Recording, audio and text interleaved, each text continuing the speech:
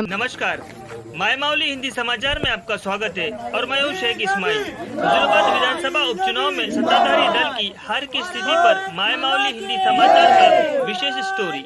हुजूराबाद में टीआरएस हार गई। एक चरण में सत्ताधारी दल जीतेगा, लेकिन परिणाम नाटकीय रूप से बदल गए। दलित बंधु काम नहीं आया, विकास के नारे का समर्थन नहीं किया, एड्स के खिलाफ जमीन हड़पने का आरोप काम नहीं आया और यहां तक कि हरीश राव में भी टिक नहीं पाया।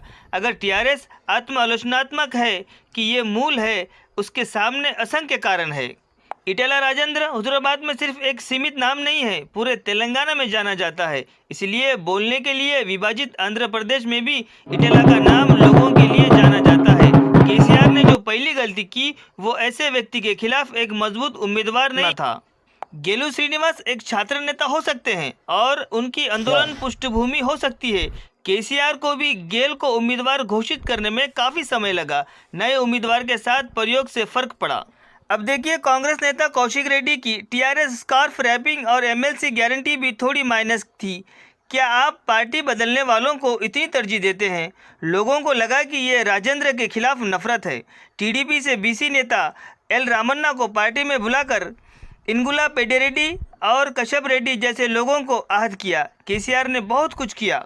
बीसी पर एक तरफा प्यार डाला, हुजूराबाद के नेताओं को प्रमुख पद दिए गए और एक और रणनीति शुरू की, लेकिन वो भी काम नहीं आई। अगर मतदान के दिन कौशिक रेड्डी को स्थानीय लोगों के बाहर कर दिया तो ये समझा जा सकता है कि शामिल होने से टीआरएस को कितना फ़ायदा होगा। इसके अलावा कांग्रेस पार्टी से विभाजित वोट टीआरएस में नहीं गए और भाजपा को स्थानांतरित हो गए। योजना भी साथ नहीं आई। केसीआर दलित बंधु के साथ सारा नज़ारा बदलना चाहते थे।